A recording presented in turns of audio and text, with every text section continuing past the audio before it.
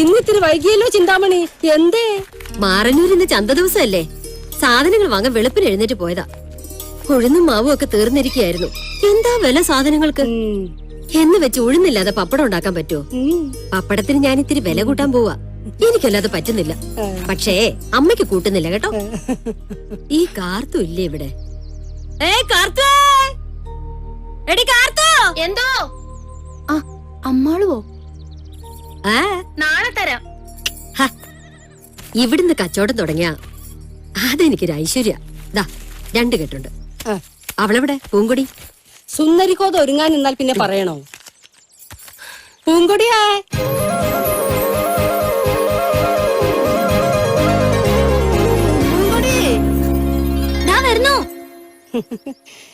കരുമാരിയമ്മൻ കോവിലിൽ ഇന്നൊരു കല്യാണം ഉണ്ടെന്ന്. കോവിലില് പൂ കെട്ടുന്നത് പോരാഞ്ഞ് ഇപ്പൊ പുറത്തുള്ളവർക്കും പൂ കെട്ടി കൊടുക്കാൻ തുടങ്ങി.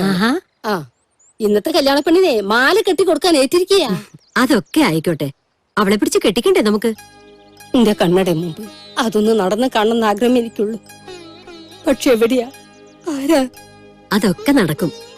നല്ലൊരു ബന്ധം എന്റെ കയ്യിൽ ഒത്തുവരട്ടെ. ദൈവാധീനം കൊണ്ട് ഞാൻ കൂട്ടി യോജിപ്പിച്ചതൊന്നും ദോഷമായിട്ടില്ല. എന്റെ സീതയുടെ ജീവിതം ഒഴിച്ച്. അതിനത് അമ്മാള് യോജിപ്പിച്ചതല്ലോ. ഞാൻ റെഡി. അതെ, കോവിലിൽ നിന്ന് കരകാട്ടും പ്രത്യേക പൂജയൊക്കെ ഉണ്ട്. അത് കഴിഞ്ഞ് ഉച്ചയാവും വരാം കേട്ടോ അമ്മമ്മേ. ആട്ടും പാട്ടായിട്ട് നടന്നോ? വളർന്ന പെണ്ണാ നീ, അത് മറക്കണ്ട. ആര് പറഞ്ഞു ഞാൻ വളർന്നു? ഞാനിപ്പോഴും അമ്മമ്മയുടെ ഇമ്മണി പേരക്കുട്ടിയല്ലേ. അമ്മാളു മണിക്കൂട്ടിനെ എവിടെ? അമ്മയും മോനും കൂടി യുദ്ധം നടക്കുക. പള്ളിക്കൂടത്തിലയക്കാനുള്ള തത്രപ്പാടേ.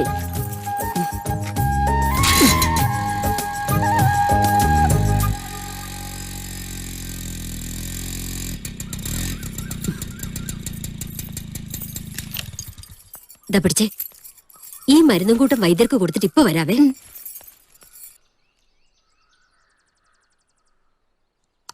ഇപ്പോ ഒരു വിഷമം ഉണ്ടായില്ലല്ലോ?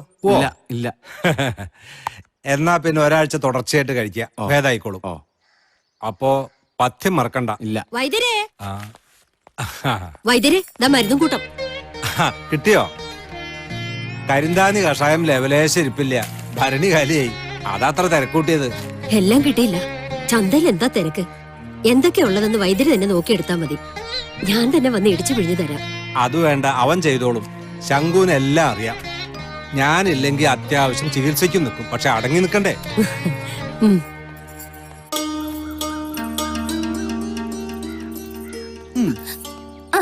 എവിടെയായിരുന്നു രാവിലെ? ഊര് ചുറ്റിലൊക്കെ കഴിഞ്ഞോ? ശങ്കുവേ, ദേ നിന്നെ അച്ഛൻ തിരക്കുന്നുണ്ട്. ഇങ്ങനെ കറങ്ങി നടക്കാതെ അച്ഛനെ ഒന്ന് സഹായിച്ചു കൊടുക്കുപ്പോ. എന്താടി ഒരു കിന്നാരം രണ്ടും കൂടി? എന്ത് കിന്നാരം? ഈ അമ്മാടൻ എന്താ? എനിക്കറിയില്ലേ, നാവനക്ക് മിണ്ടാൻ കഴിയില്ലെങ്കിലും നിന്നവന് പെരുത്ത് ഇഷ്ടമാ. അത് ഞാൻ മനസ്സിലാക്കിയിട്ടുണ്ട്. നീ എന്താ മനസ്സിലാക്കാത്ത? അമ്മാളു നീ വേണ്ടാത്തൊന്നും പറയണ്ട കേട്ടോ. എന്താടി അവനൊരു കുറവ്? ശരി, നീ കേറ്, ഞാൻ കോവില് വിട്ടിട്ട് പോവാ. ഇരുന്നാ? കിഴക്ക് കാണാം കാലത്ത്, തലയ്ക്ക് മീതെ ഉച്ചയ്ക്ക്, കടലിൽ താഴും സന്ധ്യയ്ക്ക്. എന്താണാവോ? ശരി.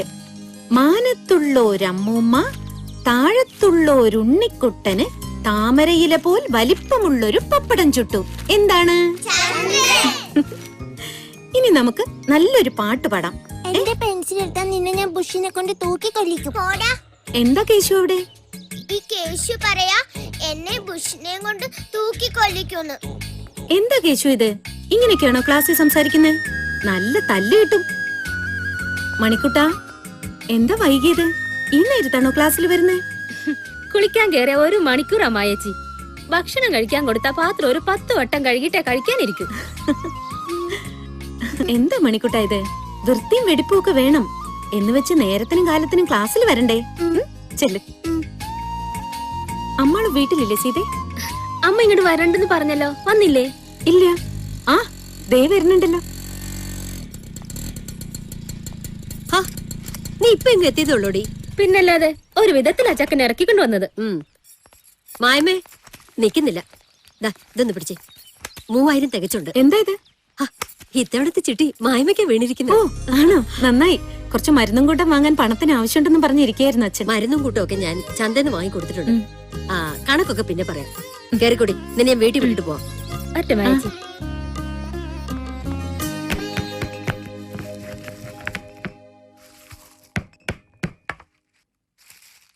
ആരും ഇല്ലേ ഇവിടെ? കേറി പോന്നോളൂ അമ്മാളൂ, ഇവിടെ ഇത്തിരി തിരക്കിലാ. വാ വാ. ഓ ഇതാരാ ഒരു വിരുന്നുകാരൻ? ഇളങ്കോയ്ക്കലെന്ന് കേട്ടിട്ടുണ്ടോ വൈദ്യര്? ഇല്ല, ഇരിക്കുക. എന്നാ ഇപ്പൊ കേട്ടോ. ഇളങ്കോയ്ക്കൽ തറവാടെന്ന് പറഞ്ഞ പൂർവികന്മാരായിട്ടേ ജന്മികളാ. ഇന്നിപ്പോ കാലം മാറി, ഒന്നിടിഞ്ഞു.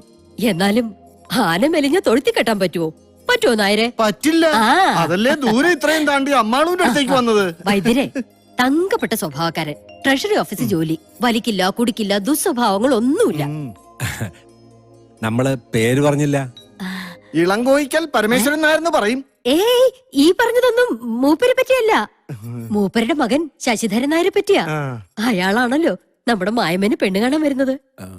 അത് അമ്മളെ എല്ലാം ഞാൻ പറഞ്ഞു. എന്നുവെച്ചാ നായരെ, കാർത്തിക 4-ാം കാലിൽ ജനിച്ച ആണായാലും പെണ്ണായാലും 20 വയസ്സുവരെ കഷ്ടപ്പാടും അലച്ചിലും അനുഭവിച്ചേ പറ്റൂ. പിന്നെ കാർത്തികക്കാലിൽ മരണം, പരദേശ പലായനം, മാനഹാനി, മാതൃവിയോഗം എന്നൊക്കെ അല്ലേ പറയാറ്?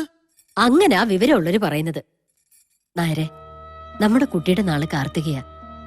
മായമ്മയുടെ 21-ാം വയസ്സിൽ TTC പാസ്സായി ജോലിക്ക് ചേരാൻ നിൽക്കുമ്പോ വൈദ്യരുടെ പെങ്ങടെ മുൻ രവിയുമായി കല്യാണം ഉറപ്പിച്ചു.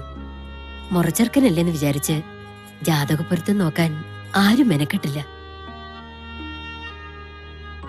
കല്യാണ തലേന്ന് എന്തോ ആവശ്യത്തിന് ചെക്കൻ പെങ്കൊച്ചന്റെ ആങ്ങള ഈ ശങ്കുവിനെയും കൂട്ടി മോട്ടോർ സൈക്കിളിൽ മാറന്നൂർ ചന്തയിൽ പോയതാ. ലെവൽ ക്രോസിനടുത്ത് വെച്ച് ട്രെയിനിന്റെ ശബ്ദം കാരണം പിന്നീന്ന് ലോറി വന്നതറിഞ്ഞില്ല. പയ്യൻ അപ്പൊ തന്നെ പോയി. ശങ്കു പിന്നെ സംസാരിച്ചിട്ടില്ല. ഒക്കെ വിധിയാ. അതെ നായരെ, ഒക്കെ ദൈവവിധി. അതെ, ദൈവവിധി തന്നെയാ. ഇതിപ്പോ കൂടെ ഉറങ്ങണവർക്കല്ലേ രാപ്പനെ അറിയൂ. ആളെയൊക്കെ ബോധിപ്പിച്ച് നമ്മൾ തീരുമാനിച്ചെന്നിരിക്കട്ടെ. മായമ്മ ഒരു കല്യാണത്തിന് മനസ്സ് കാണിക്കുന്ന അമ്മാള് കരുതുന്നുണ്ടോ? എന്ന് കരുതി അത്ര തിടുക്കപ്പെട്ട് ഒരു തീരുമാനം വേണ്ട അമ്മാളെ. എന്റെ കുട്ടിയുടെ മനസ്സ് ഇപ്പോൾ എനിക്ക് നന്നായി അറിയാം. ഇവനെ, ഈ ശങ്കുവിനെ ഈ സ്ഥിതിയിൽ ഒറ്റയ്ക്കാക്കി ഒരു കുടുംബജീവിതത്തിനായിട്ട് ഈ പടി ഇറങ്ങി പോകാൻ അവൾക്ക് കഴിയില്ല. ഒരു കണക്കിന് അവള് പറയുന്നതും ശരിയല്ലേ. എന്റെ കണ്ണടഞ്ഞു കഴിഞ്ഞാൽ ഈ മിണ്ടാപ്രാണിക്ക് പിന്നെ ആരെങ്കിലും വേണ്ടേ?